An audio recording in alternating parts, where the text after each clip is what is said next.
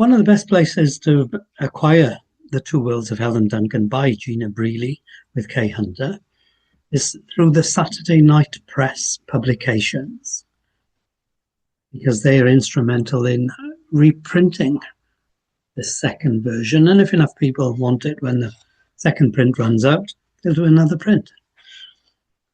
So the development of Helen's mediumship is described in detail throughout the book.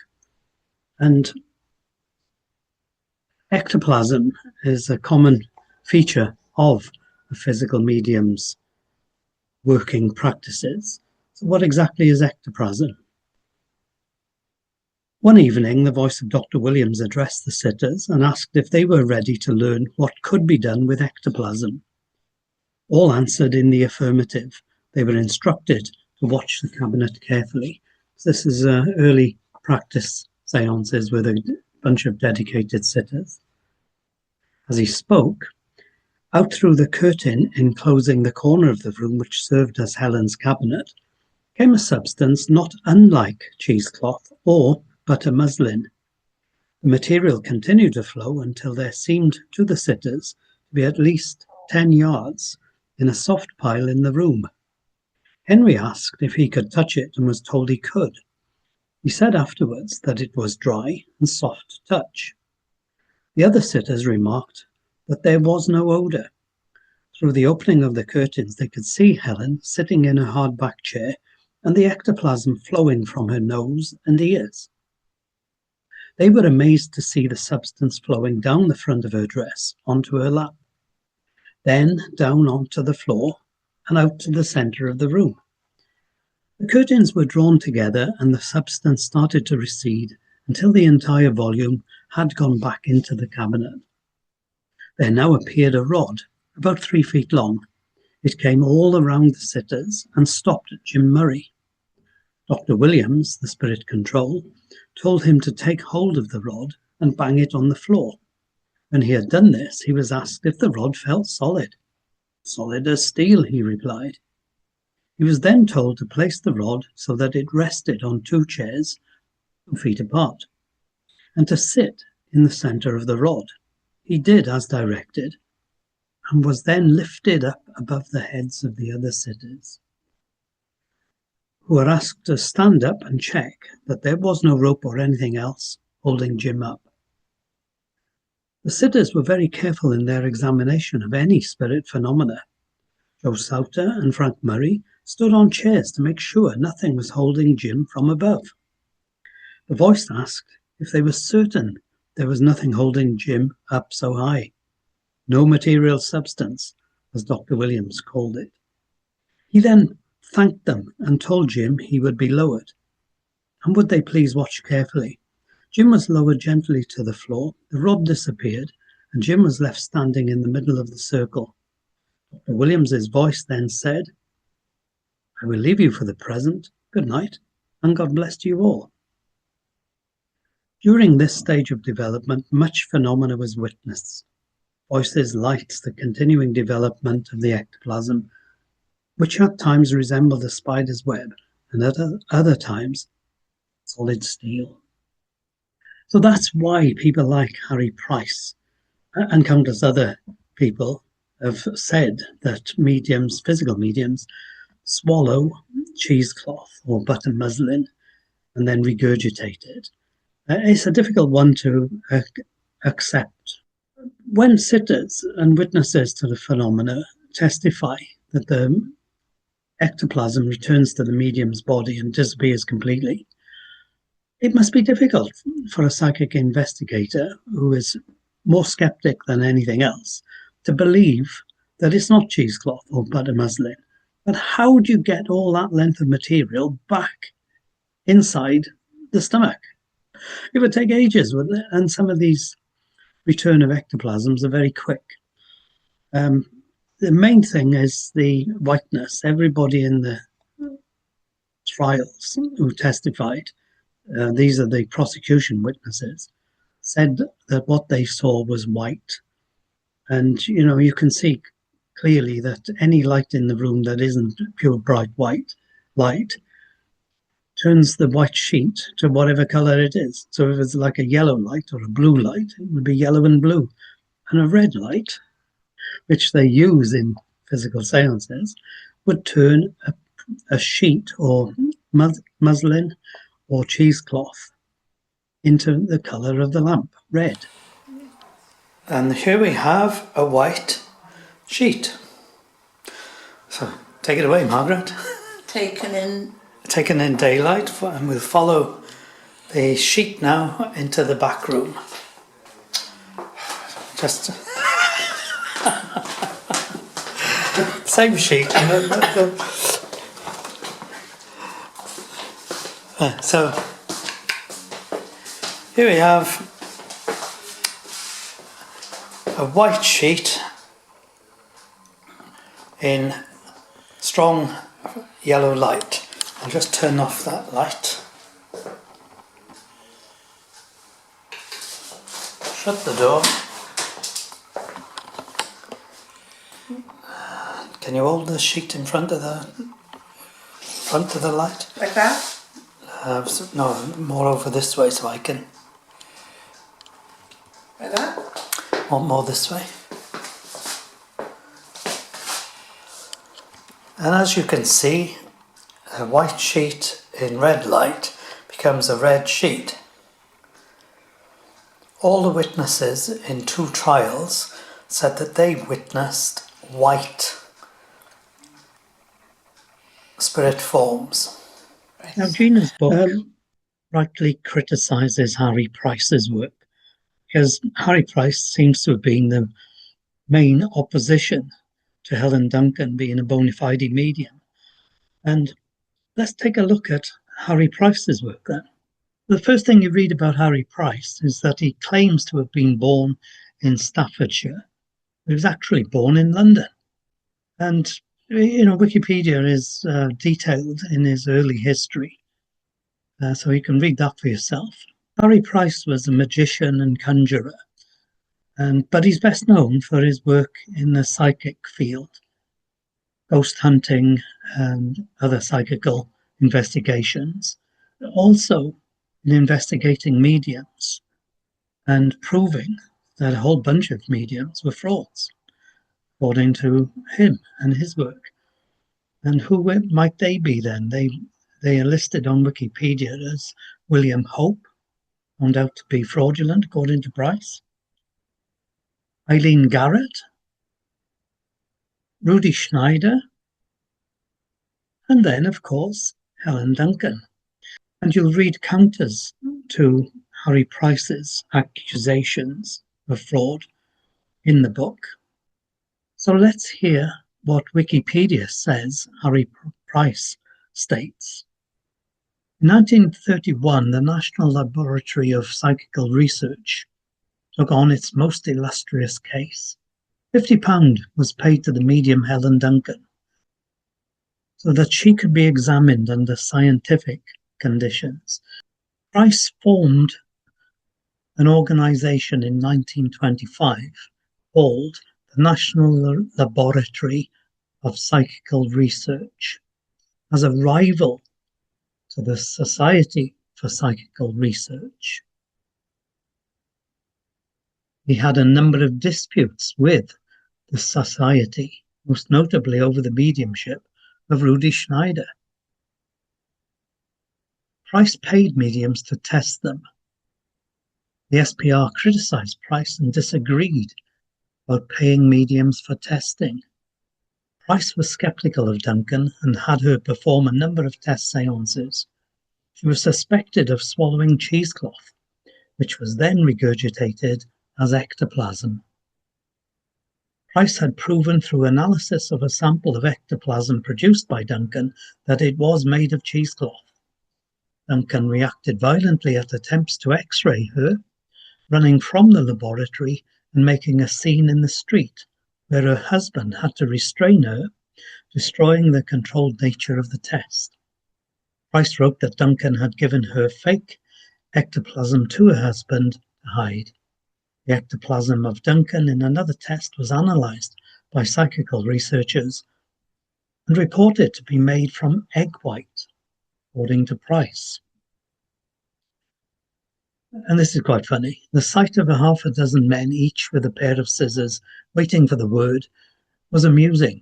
It came, and we all jumped. One of the doctors got hold of the stuff and secured a piece. The medium screamed, and the rest of the teleplasm went down her throat. This time it wasn't cheesecloth. It proved to be paper soaked in white egg and folded into a flattened tube. Could anything be more infantile than a group of grown-up men wasting time, money, and energy on the antics of a female crook? It's going to be quite difficult to discern the whole truth of this, isn't it? Because obviously there's a counter to all the allegations in Gena's book. And, you know, they deny about the x-rays being refused. And they say that where there was this theory of a second stomach, x-rays proved that there wasn't. Price wrote up the case in his book, Leaves from a Psychic's Casebook, in 1933, in a chapter called The Cheesecloth Worshippers. In his report, Price published photographs of Duncan in his laboratory that revealed fake ectoplasm made from cheesecloth, rubber gloves and cut-out heads from magazine covers, which she pretended to her audience were spirits. Following the report written by Price, Duncan's former maid Mary McGinley confessed in detail to having aided Duncan in her mediumship tricks, and Duncan's husband admitted the ectoplasm materializations to be the result of regurgitation. Dealt with in the book. Later, Duncan was caught cheating again, pretending to be a spirit in the séance room. During Duncan's famous trial in 1944, Price gave his results as evidence for the prosecution. This time, Duncan and her travelling companions, Frances Brown, Ernest and Elizabeth Homer, were prosecuted and convicted. Duncan was jailed for 9 months, Brown for 4 months, and the Homers were bound over. But there are an awful lot of frauds about. There always have been, and there probably always will be. But whether or not Helen Duncan was ever fraudulent remains to be proven. Harry Price was born in January 1881 and died 29th March 1948. Almost 100 years of modern spiritualism. The photographs are very interesting because I've long suspected they could be either created by Helen's circle or team, physical team that is, to demonstrate what type of imagery they are seeing. Now that's possible. I don't know if there's any evidence of that. Or they could be created by people who want to disprove the phenomena. And in the 1944 trial, the Special War Constable Cross says that he created similar photographs to the ones that Mrs. Brown was showing. So it's in this book in 2 places. First of all, they don't name the person who says that they created the photographs. But in the second part, in chapter 2, it's named as Special Constable Cross. And in places where we've read about Harry Price's work, imagery is stated to resemble a cardboard cutout, and pictures of faces taken from magazines and periodicals and glued onto the cardboard as if to make it appear imagery in a cloud of ectoplasm. Who would be fooled by those photographs? Not even in the day when people thought that the camera never lied. I don't think anybody could really be fooled by them, and they're not good at all, are they? Lots of that kind of photograph just doesn't look real to anybody, and they look like papier-mâché dolls where there's a child and things like that. So if there's fraud taking place, I would find it difficult to think that I could be fooled by that kind of apparatus.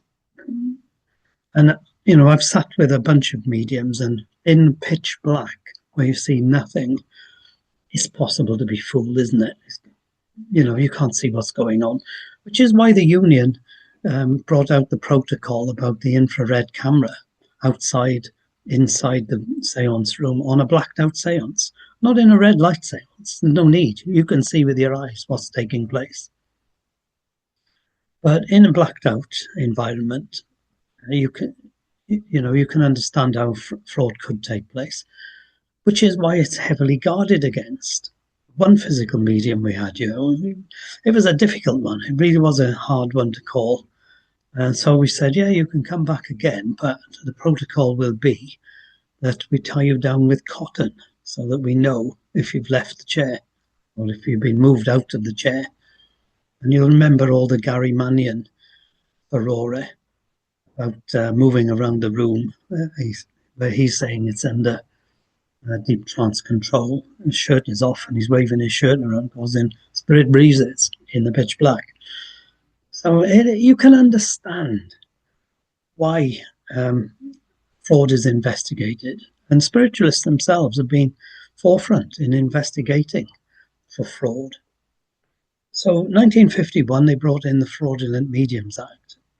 And I don't think they ever lost the idea because of Harry Price's profound belief that Helen Duncan was a fraud.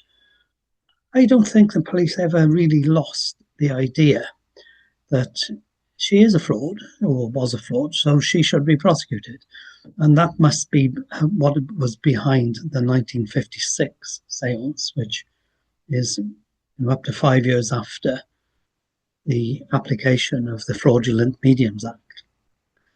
But when you read this book, you're reading stories of development that, for anybody who's been party to physical seances and the development of a physical medium, they all ring true.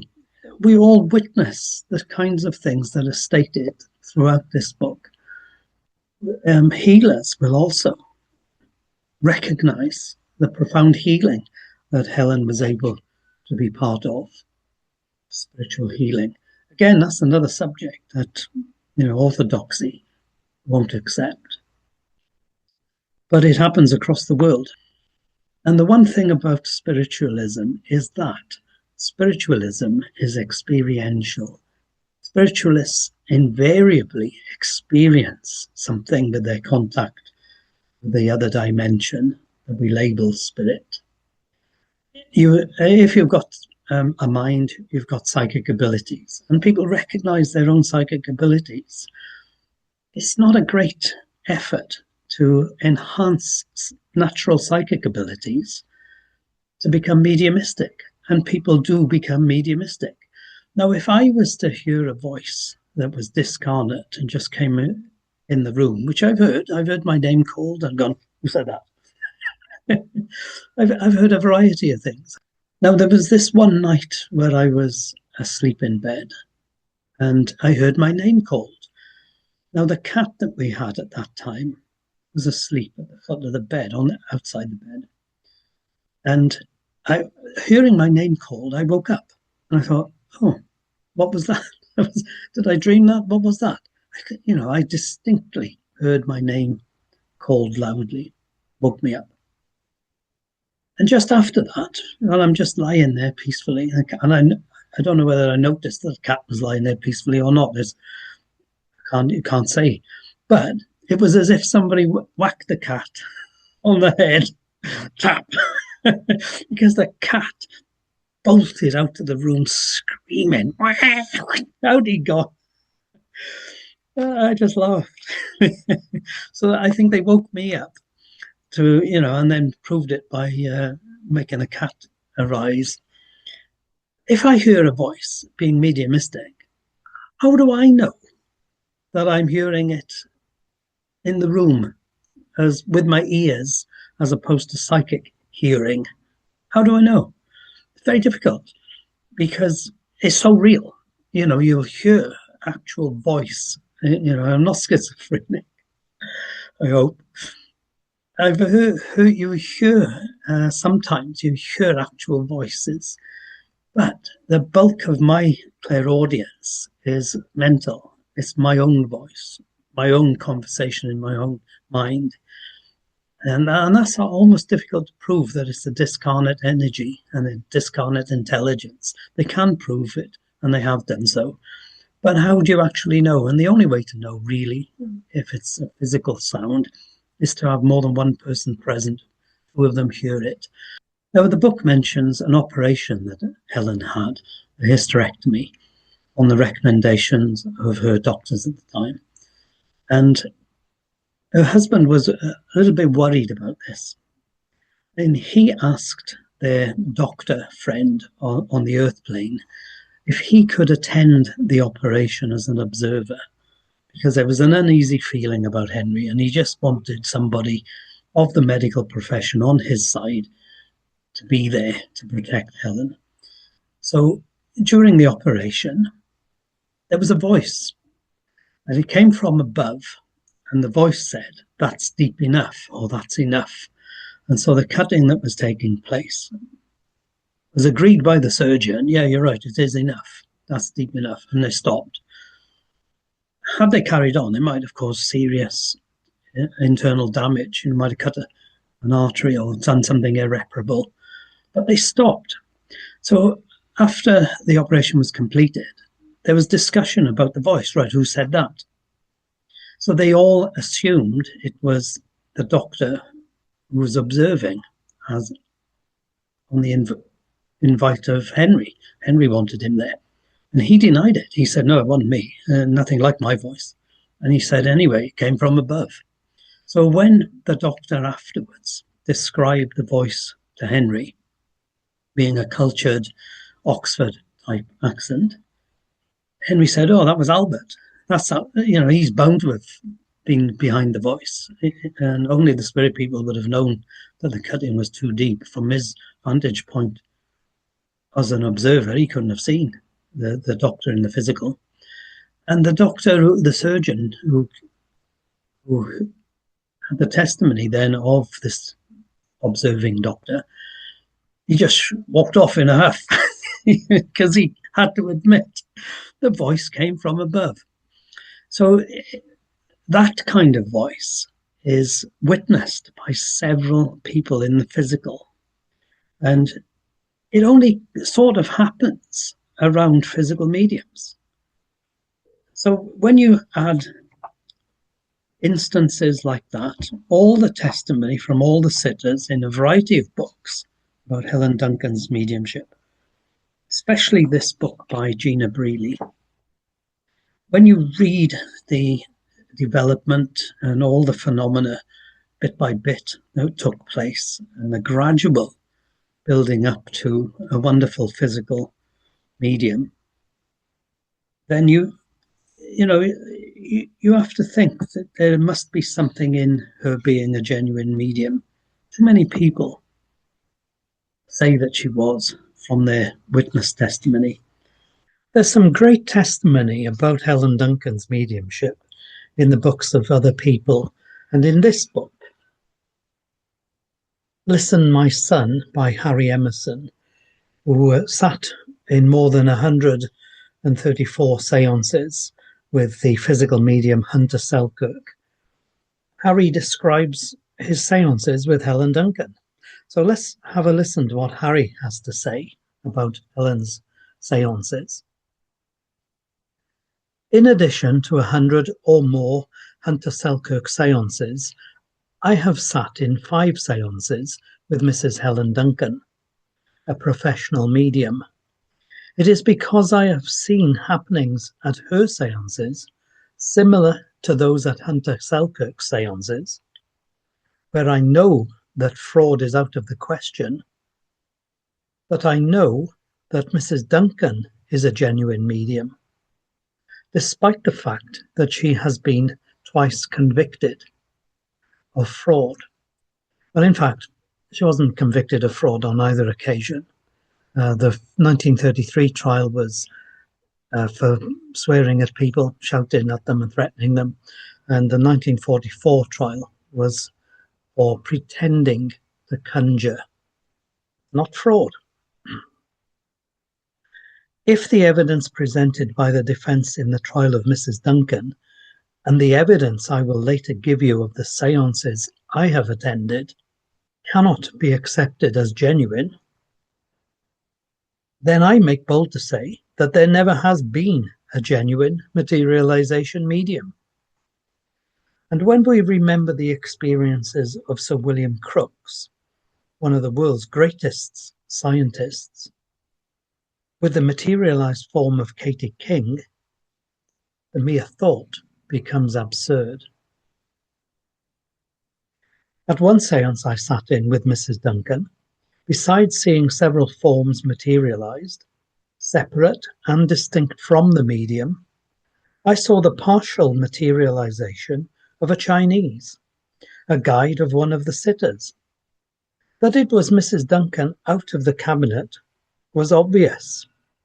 From the waist down at the back, her black dress could be plainly seen, and the head and shoulders of the Chinese man were attached to the medium at the breasts and were situated immediately in front of the medium's face. In addition to this, a pair of straw-like sandals appeared on the medium's feet and disappeared again in a few minutes. This happened in very good red light, the features of the sitters on the opposite side of the room being plainly discernible. But it is very common for the spirit people to have the medium rise up out of the chair, tied in or otherwise, and walk into the room. Now later in Listen My Son, Harry describes ectoplasm as the living substance, and he describes a huge blanket of ectoplasm, which he says is probably the largest example of ectoplasm ever seen and witnessed. He then goes on to say, our materialization seances always took place in a blue or red light. The reason being that ectoplasm cannot stand up to white light. But I have seen materializations in daylight. This happened at a séance with Mrs. Duncan as the medium. It was held in a wooden building with a large window in the roof. This window had been very badly blacked out, with the result that enough daylight penetrated into the room to enable sitters on one side of the room to identify those sitting opposite. A red light had been provided, but this was switched off, being of no use. Way too much light coming in through the poor blackout. Mrs. Duncan was undressed and searched and dressed again in her séance clothes, which happened every séance, by 3 of the lady sitters. She had never been in this building before. This was the first time I had ever seen Mrs. Duncan, and yet the first materialized form to come out of the cabinet was your mother. And Harry is talking to his own son and saying to his own son that Harry's wife, the son's mother, was the first materialized form to come out of the cabinet. Now, don't you think for 1 minute that he wouldn't recognize his own wife? She spoke to me, calling me by name, and to Dorothy, who was with me. Dorothy is his daughter. This was real evidence. Your mother had materialized at our own séances, and I knew that Hunter Selkirk had never met Mrs. Duncan. They met afterwards for the first time. Mrs. Duncan did not know me or anything about me. There were 14 materialized forms at that séance, but none came very far out of the cabinet. This was understandable when we remember that at intervals the afternoon sun streamed in through an aperture in the blackout of the window of the roof. So it seems that ectoplasm can be produced in and can withstand daylight, even if only for a short time. How about that then? Great testimony from Harry Emerson. And you can find out more about the mediumship of Hunter Selkirk in my video, and by obtaining the book Listen, My Son, on Craghead Spiritualist Church. But the proof to me is in the injuries. There were interruptions on at least 2 occasions where police and informants or people who were wanting to prove fraud disrupted a séance at a crucial point, as happened with Alec Harris as well.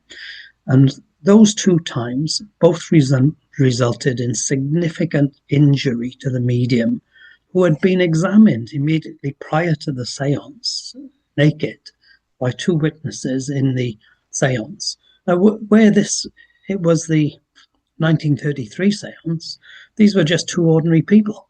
Now, often the people who were guarding against fraud, who searched Helen, were ordinary sitters, and they could easily have been a guest sitter.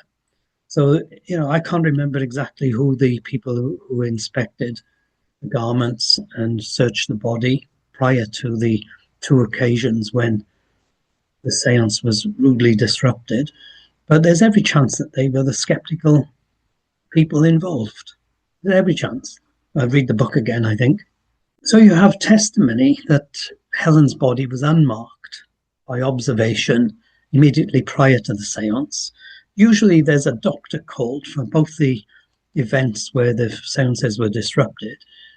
One, they didn't find the name of the doctor after calling them, but those doctors witnessed the marks on the body and the disruption to Helen's health, and both of them said how ill she was. And then her own private doctor examined Helen on return home on both occasions. And so you've got medical testimony that she was injured, severely injured. And, the second injury appears to have been instrumental in causing her actual physical demise, crossing over. So how do you fake injuries like that if you're not a physical medium? How do you fake it? In a lot of physical medium seances that go wrong, or the problems occur, not only the medium gets injury, but some of the sitters are often injured. And it's quite devastating injury in some cases. There's been deaths and there's been paralysis. In my video on the book by Cesare Lombroso, there's a description there of how people got injured. And one lady was paralyzed for nearly 2 years because of interruption in a physical séance.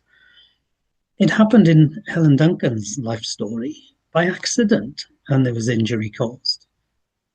So the people who actually try to disprove physical mediumship or prove fraudulent practice, they're taking somebody's life in their hands when they try to grab a spirit form. I wouldn't recommend anybody tries to do it. Now, the one physical medium who didn't come back when we asked him to be tied down with cotton, just plain sewing cotton, he announced, if anybody tries to grab anything, the ectoplasm will return to the cabinet, return to me in the cabinet. The cabinet then will be flung into the room. And it was a small room, it's the one back room behind us, very small room, and a huge wooden cabinet flung, whether by spirit or by human muscle power, would have been incredibly dangerous. So, that was an implied threat. But understandable if it's genuine phenomena, because somebody's life is at stake. There were consequences of the 1944 trial using the Witchcraft Act. Chapter 7 in the book, the one that starts, "You take my life when you do take the means whereby I live. Take away anybody's income, and what happens to their life. The result of Helen Duncan case provoked comment in many journals. Not unnaturally, one of the first Fleet Street men to leap into print was Hannon Swaffer, who had been a prominent witness for the defence. In The Leader, he wrote, "If the Witchcraft Act had been invoked at the time, it would have made Sir William Crookes a criminal, because he sat with Florence Cook, famous materialisation medium, Queen Victoria a criminal, because she sat with John Brown, Sir Oliver Lodge a criminal, because he sat with Mrs. Osborne Leonard, and Lord Dowding a criminal, because he sat with Estelle Roberts. I, according to the decision, have been a criminal hundreds of times. Dowding, who led the Battle of Britain, is now going round the country telling vast audiences how dead airmen have returned to him with messages of comfort for their families. He has dried many tears. Yet for making himself able to do this by attending séances, he is apparently as guilty as the Portsmouth people who were convicted of conspiring with Helen Duncan. Why was the Witchcraft Act dug up by the Crown in the year 1944? Surely, somewhere, a hidden hand is at work. And then the police themselves, in the police review, unexpectedly commented, "How then do genuine psychical researchers stand as a result of it? Most intelligent and careful people reserve a corner of their minds for the possibility that some so-called psychic phenomena may be within the reach of genuine experience. It seems to us that they may well regard the case with some disquiet as it stands, since the charges alleging fraud and public mischief were not the subject of any verdict. It may well mean that all the meetings of spiritualists are unlawful conspiracies, on the ground that they will involve a pretense to exercise conjuration, i.e. a representation, not necessarily false, that the spirits of people who have died can be called up and conversed with. If this be so, the spiritualists may still feel unconvinced by the Home Secretary's assurance of last November that prosecutions will be confined to cases of fraud and imposture, so that persons bona fide engaged in administrations of the spiritualist churches and in psychical research should not find themselves hampered by the provisions of the law. Legal magazine The Solicitor commented, "The present situation in which both spiritualists and quacks are prosecuted under two obsolete acts is highly unsatisfactory and calls for investigation." Before the Helen Duncan case came to court, there had been 3 previous prosecutions this century under the Witchcraft Act, 1904, 1935, and 1939. Using the Duncan case as a precedent, the police charged another woman with the offence of pretended conjuration a few months later in 1944. That woman was aged 72 and a cripple, and no doubt these 2 factors accounted for her being bound over when the case went to the Old Bailey. The Witchcraft Act of 1735 was all about pretending conjuration, and they went into the meaning of both those words in depth in the trial. So by 1951, 3rd of May again, 1951, Lord Dowding supported a bill before Parliament. And this is his address to the House of Lords, or part of it. "My Lords, I have been asked to take charge of this bill in your Lordship's House by some friends of mine who have been waiting for many years for an opportunity to secure the reform of the law as it is applied to spiritualist mediums, I will endeavour to be as brief and concise as possible. I should like to begin by saying that although this is a private member's bill, it has received the unqualified support of His Majesty's Government. The bill has a twofold object. In the first place, as its name implies, it is designed to ensure that there shall exist penalties adequate to deter the practice of fraudulent mediumship. At present, the maximum penalties on indictment under the Vagrancy Act and the Witchcraft Act are 12 months imprisonment and a fine of £25. So he details then what the bill proposes. The second object of the bill is to abate a present injustice. In the past, both the Vagrancy Act and the Witchcraft Act have proved harsh and oppressive as applied to persons claiming to be spiritualist mediums. Until comparatively recently, it was Section 4 of the Vagrancy Act, which was normally applied to cases of prosecution of mediums. The Vagrancy Act was passed in 1824 at a time when spiritual mediumship, as it is generally understood and practiced today, was virtually unknown. Section 4 of the Act was aimed largely at disreputable persons who made a living out of the proceeds of prostitution or by other indecent or immoral methods. Such people were comprehensively classified as rogues and vagabonds, and spiritualists have long had a legitimate grievance as being treated by the law as though they belonged to this nauseous class of society. It also includes those pretending or professing to tell fortunes as using any subtle craft, means or device to deceive and impose on any of His Majesty's subjects. It seems reasonable to suppose that at the time when this act was passed, those words were aimed at itinerant gypsies and the like. Although personally, I think that gypsies should enjoy the same protection from injustice as any other class. It is the intent to deceive which is, or should be, the crux of the matter. The Vagrancy Act was first invoked for the prosecution of a spiritualist medium in 1876, and therefore mediums have been subjected to all the indignities of street arrest and of classification on a second conviction as rogues and vagabonds, or incorrigible rogues.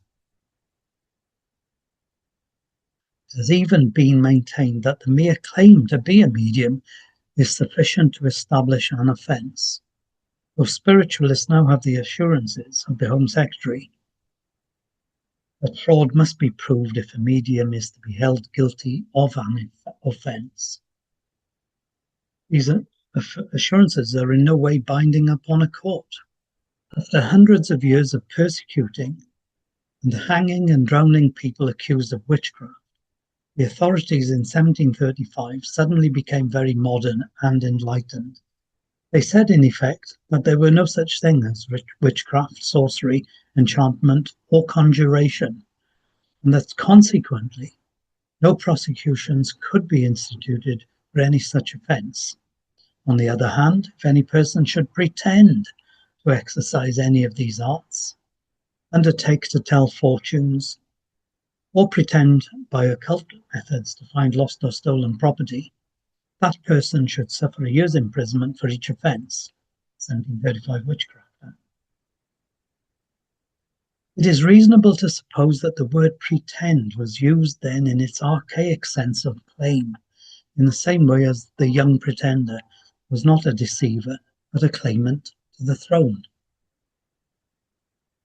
This line of reasoning was excellent from the prosecution's point of view, as they did not have to prove fraud. The argument was that there was no such thing as a medium. The accused claimed to be a medium, therefore the accused was automatically guilty under the Witchcraft Act. And under the wording of the Witchcraft Act, that was a perfectly sound argument. Since 1944, so far as I'm aware, only 2 other prosecutions have been brought under the Witchcraft Act. But it is still law, and it could be brought into action again tomorrow under control less enlightened than that which we happen to have today. It is a bad, antiquated, and tyrannous law, and its repeal is perhaps the most important object of this bill. So the Fraudulent Mediums Act was indeed passed in 1951. Fraudulent Mediums Act 1951 was a law and an act of Parliament of the United Kingdom which prohibited a person in England and Wales from claiming to be a psychic, medium, or other spiritualist while attempting to deceive and to make money from the deception other than solely for the purpose of entertainment. It repealed the Witchcraft Act of 1735 and was itself repealed on 26th of May 2008 by Schedule 4 of the Consumer Protection from Unfair Trading Regulations 2008, which implemented the European Union's Unfair Commercial Practices Directive of 2005. And that was all about targeting unfair sales and marketing practices. It also changed Section 4 of the Vagrancy Act of 1824.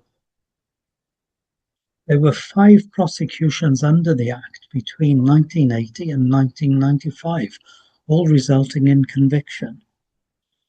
So if you've got a fraudulent medium, then by inferation, you've got a bona fide medium.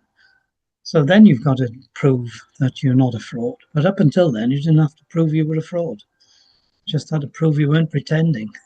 Well, all very interesting stuff. And all as a result of the publicity on the Helen Duncan trials. Well, I highly recommend this book, printed by Saturday Night Press Publications, The Two Worlds of Helen Duncan, written by Gena Brealey in association with Kay Hunter.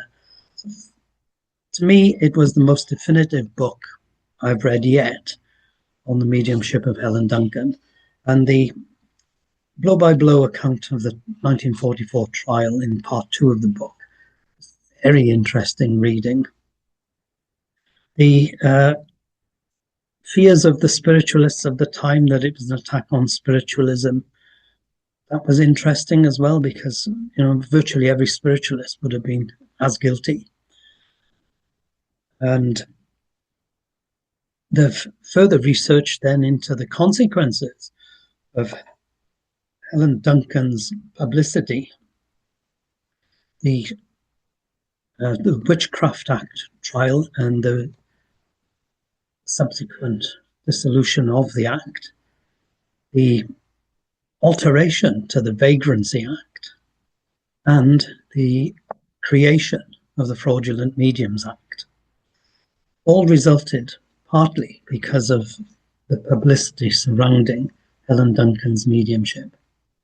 So if you agree with me that Helen Duncan was a bona fide physical medium, and you get the chance to get behind the campaigns to pardon her from the guilty verdict of the 1944 trial, then lend your weight to the cause, because such a beautiful person should not have been treated so badly by the state and by other people who couldn't understand her form of mediumship. I hope you enjoyed my ramblings. I hope you found them informative. And thank you very much for listening. Until the next video, bye.